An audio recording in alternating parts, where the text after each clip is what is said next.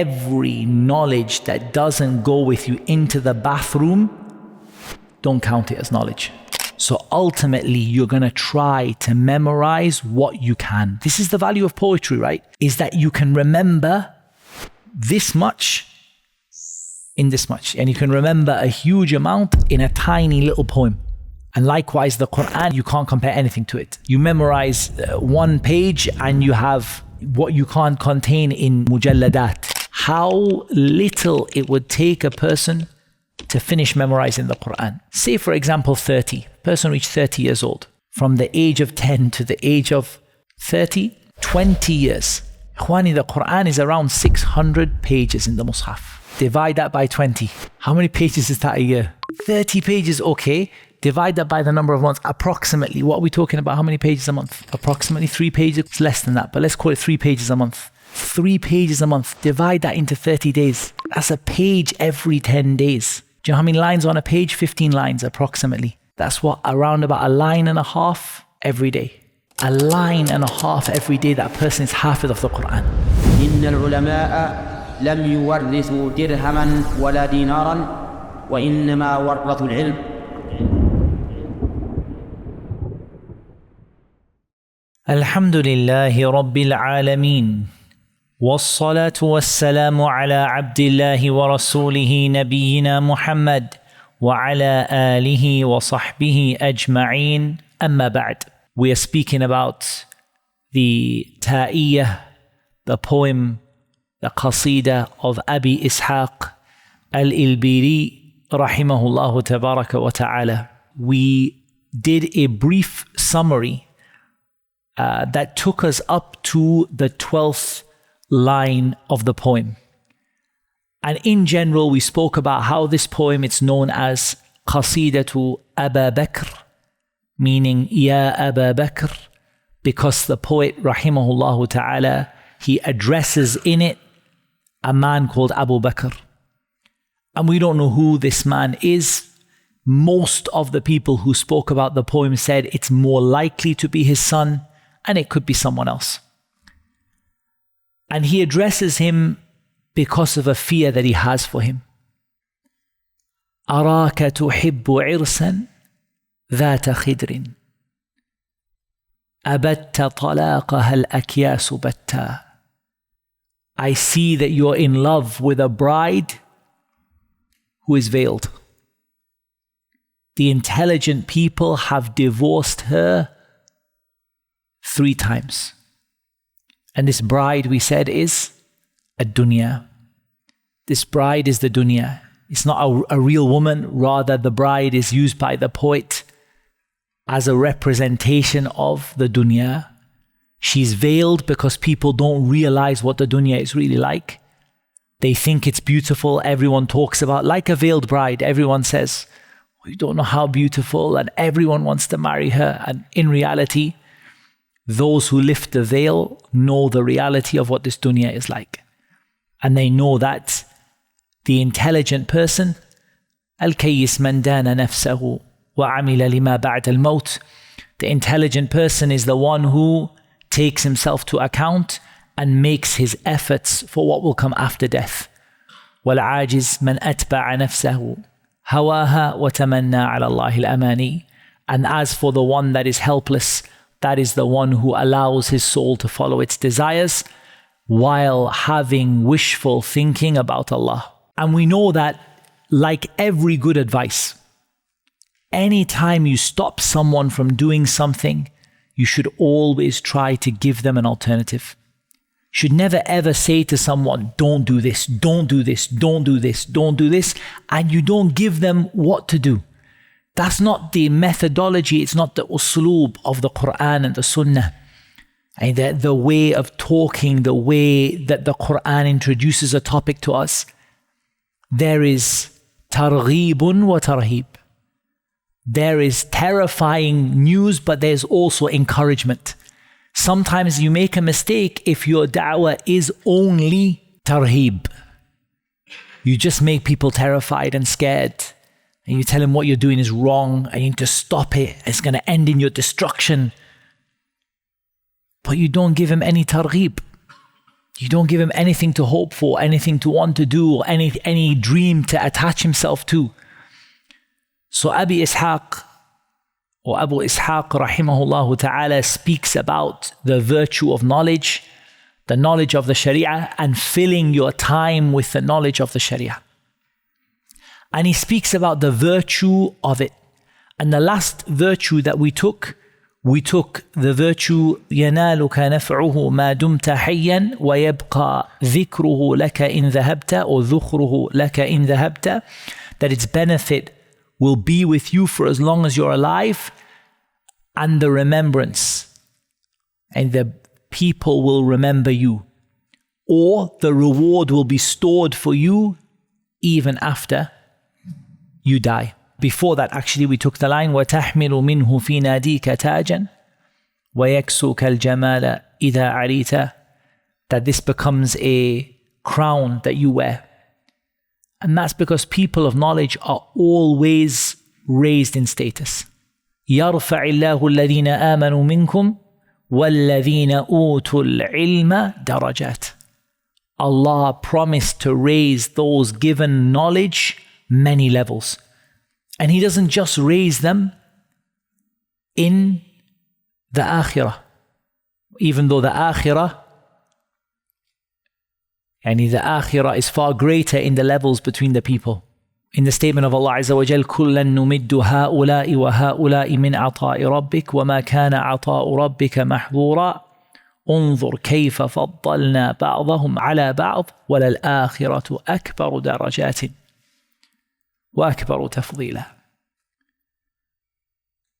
But Allah spoke about how in the dunya you've got such a big gap between the wealthy and the poor.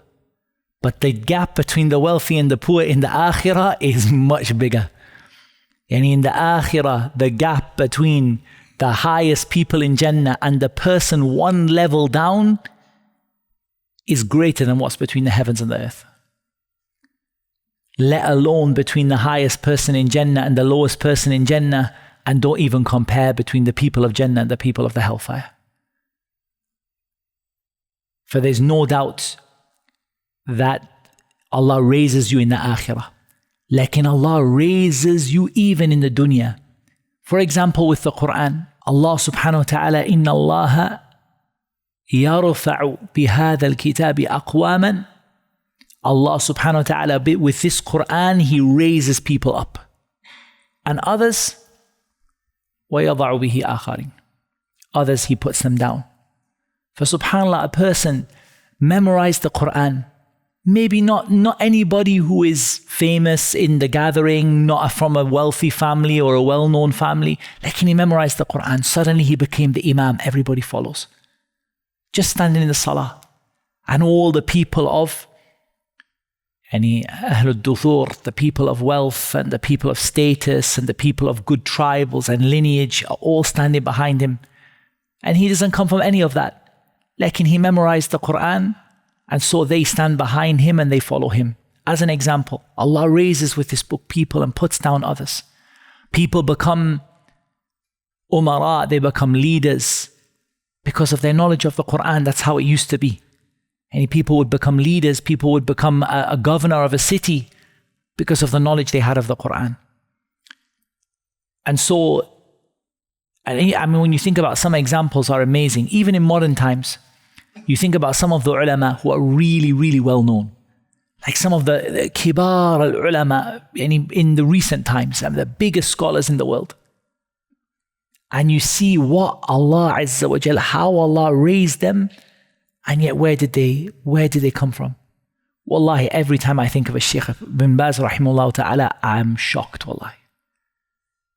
A blind man, simple man, doesn't have this big, tribal backing or this big status in society. Wallah, maybe you cannot find a country on the face of this earth except that you see the da'wah to the kitab and the sunnah is the fruit of the effort of that shaykh.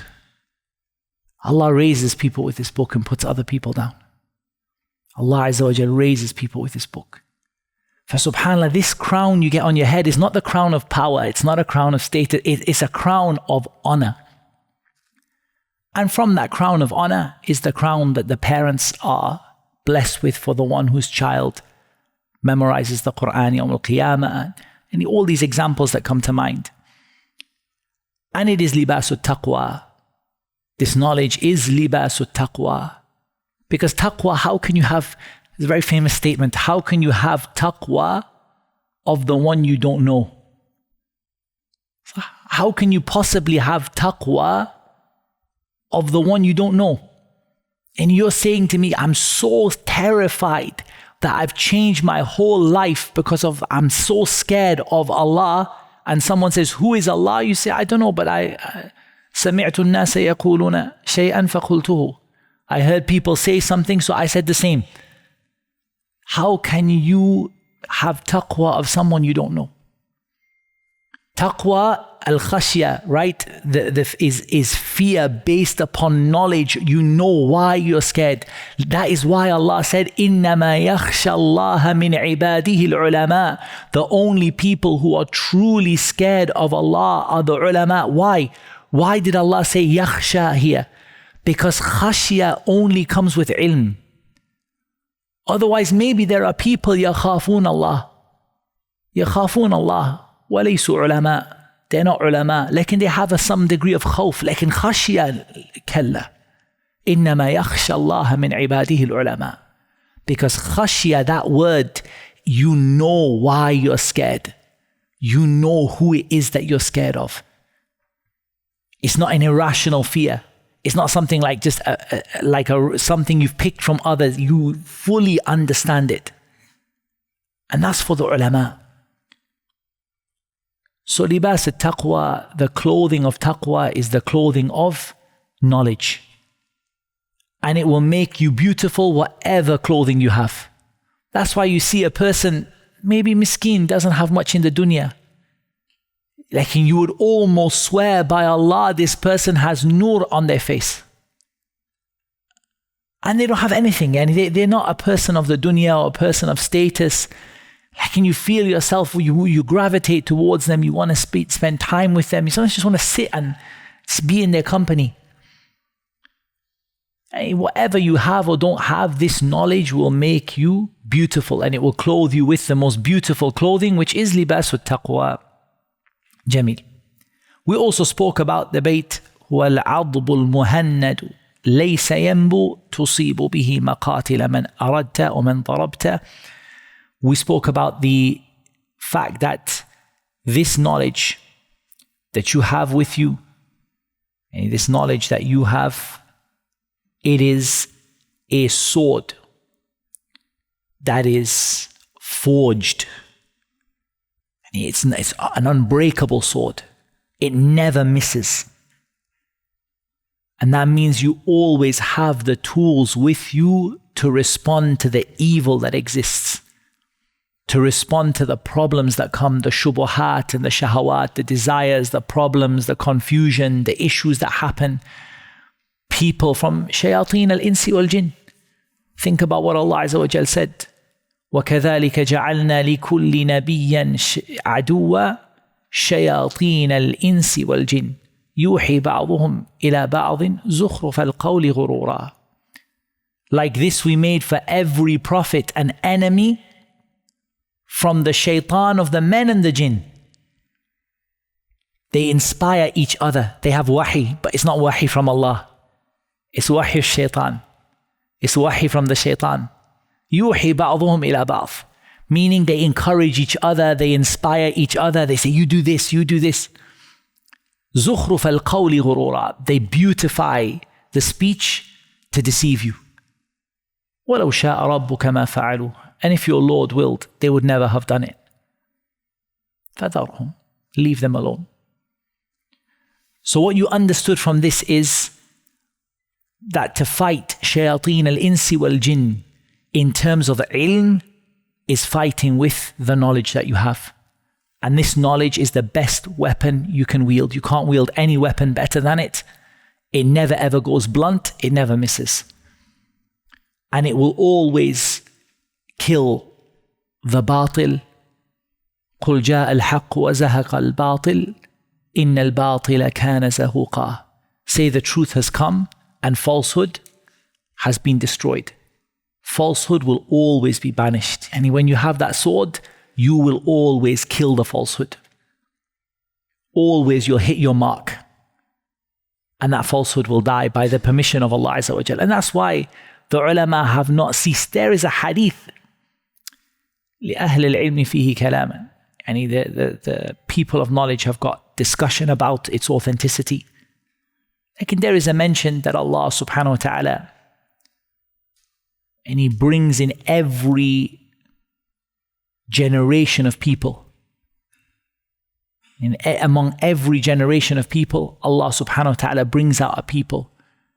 And their job is to protect the religion and to defend the religion from all of the things that affect it. A meaning like that came in a hadith. The hadith has, some of them said fihi dha'f. They said there's a weakness in it. But the meaning of it, that Allah subhanahu wa ta'ala brings out in every generation a people who defend this religion and defend the sunnah. And they are Ahlul Hadith, the people of hadith and the people of the narrations, the people who know what is correct and what is not, and what is authentic and what isn't, and they defend the sunnah with it. And Allah subhanahu wa ta'ala brings them time and time and time again to defend this religion, to defend the aqeedah, to defend the sunnah from the lies, the falsification, the misguidance, the misunderstandings. So this is the meaning of the bayt. So now we came to the lesson that we have today. وَكَنْزٌ لَا تَخَافُ عَلَيْهِ لِصًّا خَفِيفَ الْحَمْلِ يُوجَدُ حَيْثُ كُنْتَ. وَكَنْزٌ, it is a treasure. And it's a beautiful word, because when he uses the word treasure, remember he's speaking to a person who has attached themselves too much to the dunya. So when he speaks about a treasure, it's like he's saying to him, the real treasure that you want, the real gold and silver, the treasure that you're craving is the treasure that no one can steal from you. And that is knowledge. Nobody can steal it from you. Hatta even Allah subhanahu wa ta'ala promises not to snatch it from the hearts of the people. Even Allah subhanahu wa ta'ala promises in the hadith of the Messenger sallallahu alayhi wasallam not to snatch it from the hearts of the people. Lakin the scholars pass away. بِقَبْضِ الْعُلَمَاء, by taking the life of the scholars. Otherwise, Allah Azza wa Jal, even Allah subhanahu wa ta'ala doesn't take it away like that. No one snatches knowledge away from you. And this reminds you of what we narrated from Ali ibn Abi Talib radiallahu an in his advice to Kumail ibn Ziyad, in which he speaks about وَالْعِلْمُ يَحْرِسُكَ وَأَنْتَ تَحْرِسُ الْمَالِ. As for knowledge, knowledge guards you. As for wealth, you have to guard it. You're scared of wealth being stolen, but you're not scared of your knowledge being stolen. So you have nothing to fear. Imagine the person every day he's gathered a lot of gold and silver. For example, somebody who's become very wealthy. Wallah, all day and night, إِلَّا مَنْ رَحِمَ اللَّهِ, they're worried about who's going to betray me, who's going to take the inheritance, who's going to take this money, who's going to backstab me, who's going to betray me in a contract. And all the time their mind is full of all the ways that they can lose it. إِلَّا مَنْ رَحِمَ اللَّهِ. And there's a lot of people who Allah blessed them with iman and taqwa and wealth. That's a different situation. Like, in generally, you see day and night the person's worried about who's going to take it off me. Like, with knowledge, you're happy who's going to take it off me.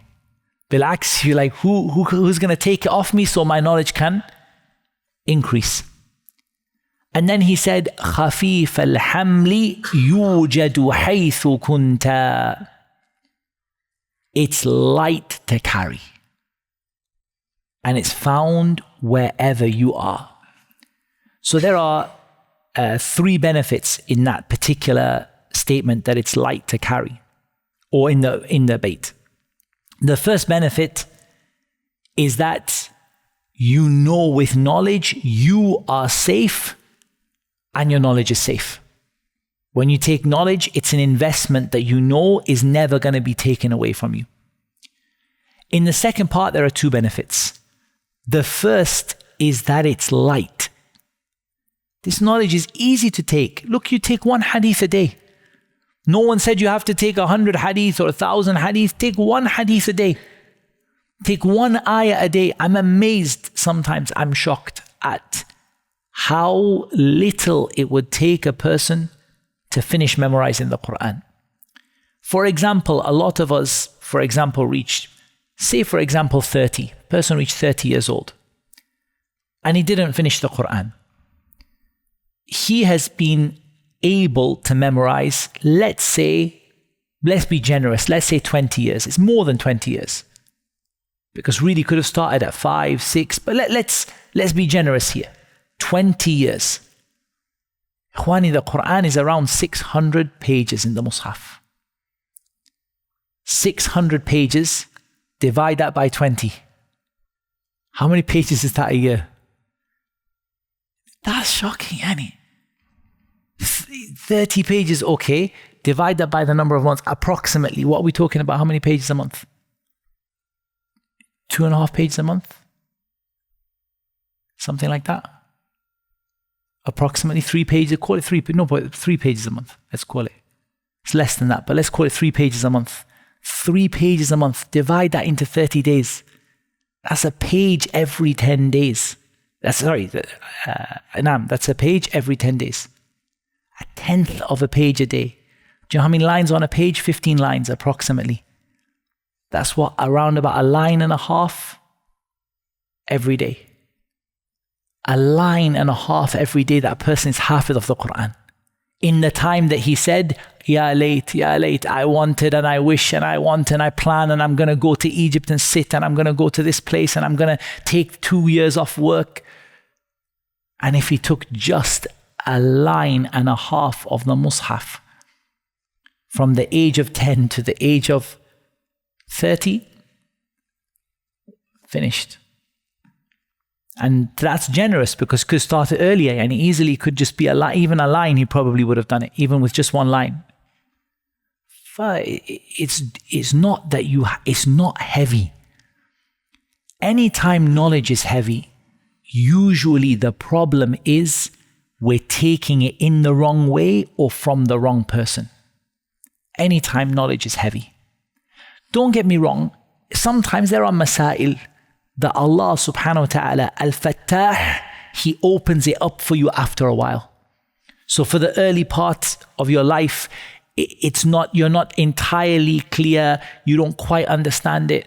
But for knowledge itself as a whole, for you to say this ilm, even for one ilm, even to say usul al-fiqh or mustalah al-hadith is heavy, either you're learning the wrong way or from the wrong person. And Allah subhanahu wa ta'ala said, وَلَقَدْ يَسَّرْنَا الْقُرْآنَ لِلذِّكْرِ فَهَلْ مِن مُدَّكِرٍ.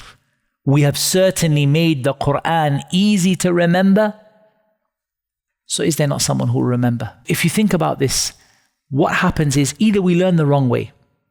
So we learn a very hard science before an easy one, we mix up, or we learn piecemeal, we watch like 10-second clips over and over again and we learn like 10 seconds of something and 10 seconds from the end of something else and 10 seconds from the middle of something. And yeah, that's going to be thaqeel upon you in the end. Even if it's 10 seconds, it's going to be heavy because in the end it's not murattab, it's not ordered and it's not orderly and it's not sensible. And the other thing is you can be learning from the wrong person, particularly Ahlul Bid'ah, the people of innovation. Particularly even in the people of innovation, especially people of philosophy and rhetoric and kalam, they make everything difficult. That's why, honestly, some beautiful books, and you can get the beautiful books written on cleaning usul al-fiqh from ilm al-kalam.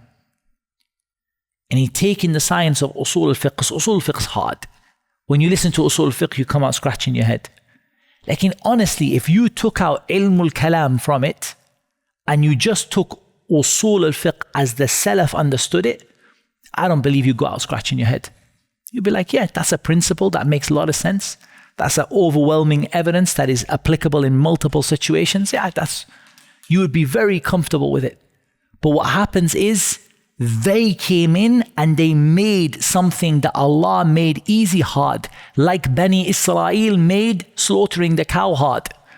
That's exactly what the Mutakallimun did. They came to a knowledge that was easy and they made it unnecessarily hard. Because that's what kalam is. Like, this falsafa and winding things up and twisting things around and looking at everything from like 200 different ways and, making one thing that's the opposite of the other that contradicts the other one. And you come out, I don't understand this. I have to do it again. And actually you realize a lot, not everything, but a lot of what you don't understand, so I didn't come from the Prophet ﷺ and the Sahaba in the first place. It came from outside. Not everything. Yeah, there's issues that take some time. But like for knowledge itself, for you to say that knowledge is heavy in the sense that it's just too hard for me to take it. It isn't. Knowledge is easy. But knowledge is weighty in another way. It's heavy in another way. It's heavy in responsibility. إنا عرضنا الأمانة على السماوات والأرض والجبال فأبين أن يحملنها وأشفقن منها وحملها الإنسان إنه كان ظلوما جهولا. We offered the amana to the heavens and the earth and the mountains. They declined to carry it and they were fearful of it, and mankind took it on. He was extremely oppressive and extremely ignorant. It's a heavy responsibility, very, very heavy. It's qawlan thaqila. It's a heavy responsibility. But learning it it shouldn't be. Learning it should be something which is khafif. The third benefit, or this, if you're talking about the second half, it's the second benefit. If you're talking about the whole line, it's the third one. That it is with you wherever you go. And this is where I want to stop and take a little time and look at this issue. Because the person who's paying attention here, it's with you wherever you go, isn't true of every type of knowledge. In fact, there's a glaring difference between two different types of knowledge. One of them is with you wherever you go, and one of them is absolutely not with you wherever you go. And we can begin with the statement of Allah Azza wa Jal, بَلْ هُوَ آيَاتٌ بَيِّنَاتٌ فِي صُدُورِ الَّذِينَ أُوتُوا الْعِلْمِ وَمَا يَجْحَدُ بِآيَاتِنَا إِلَّا الظَّالِمُونَ.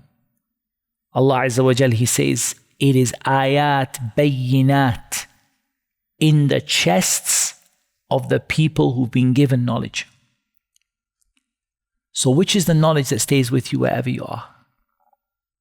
And which is the knowledge that doesn't? Hifdh.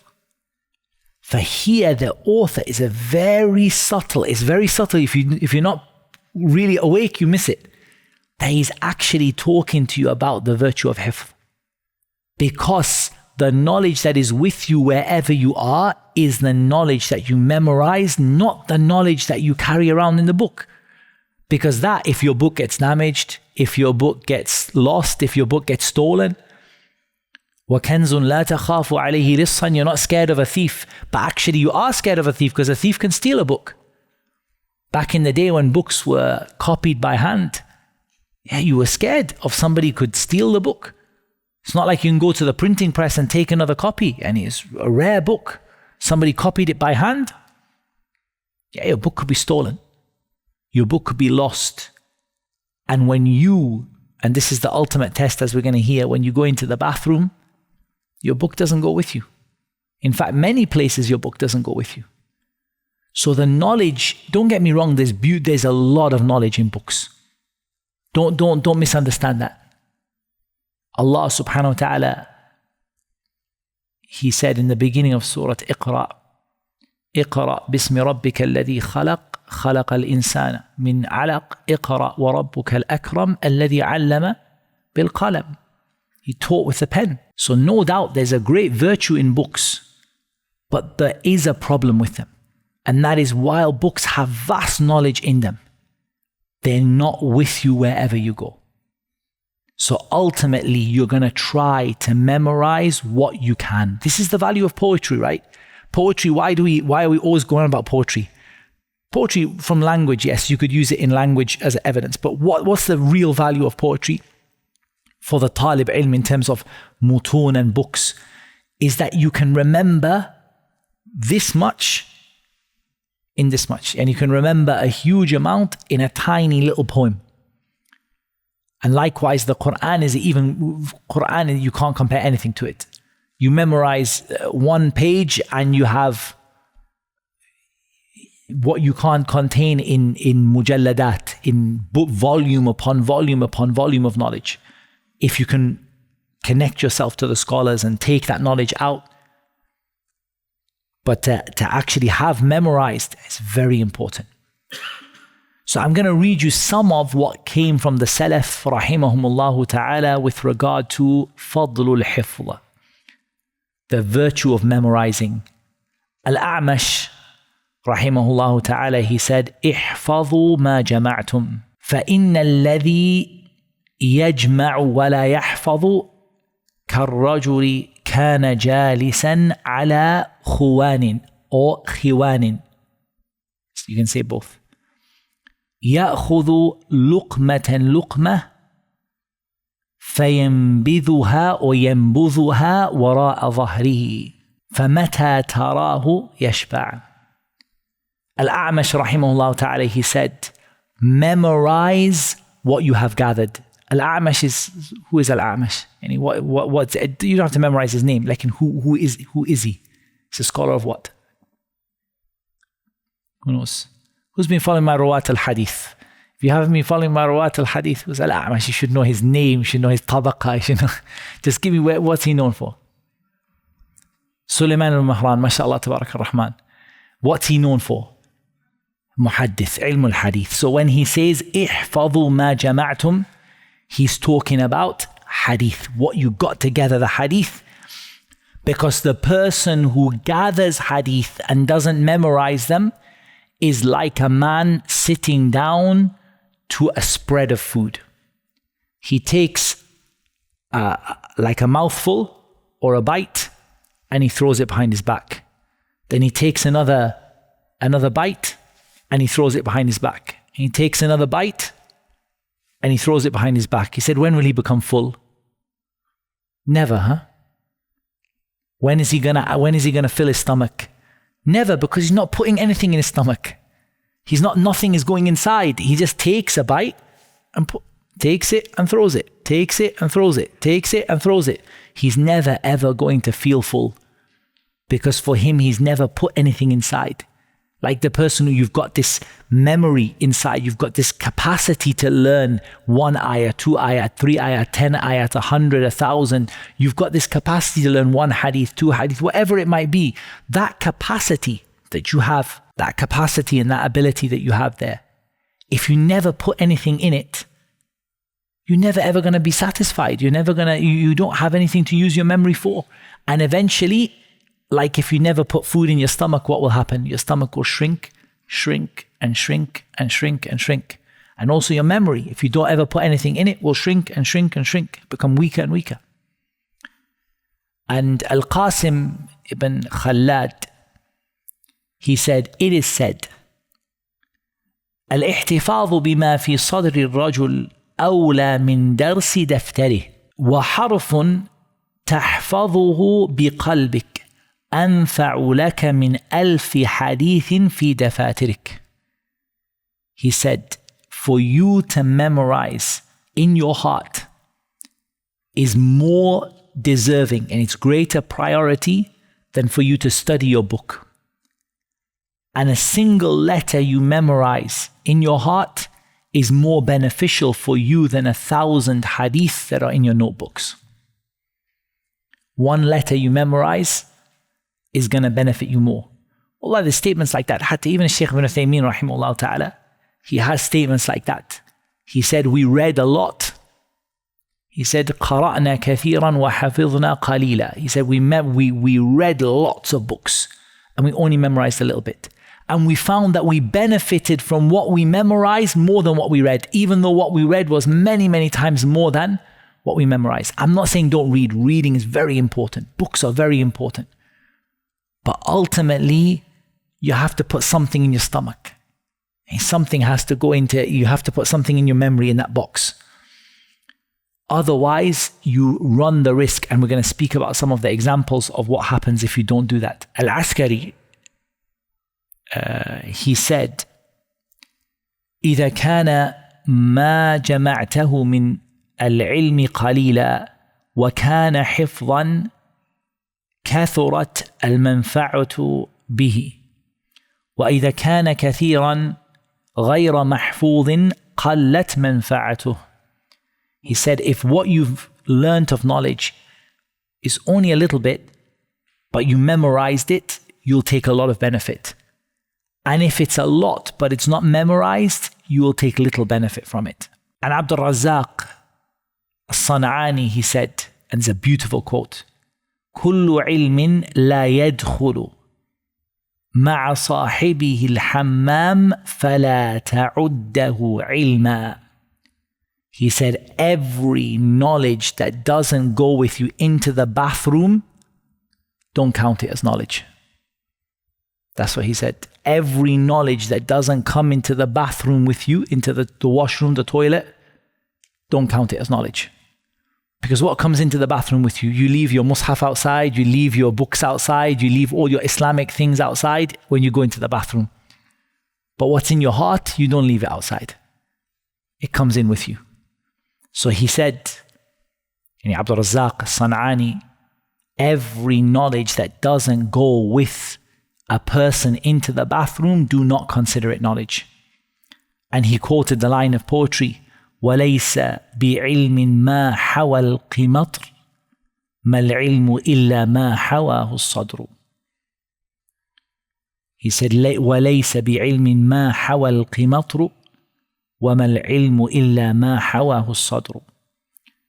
Knowledge is not that which is contained in the satchels.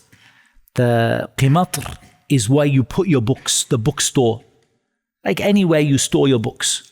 Like say, for example, a satchel full of books is a qimatr. Knowledge is not what's inside your satchel.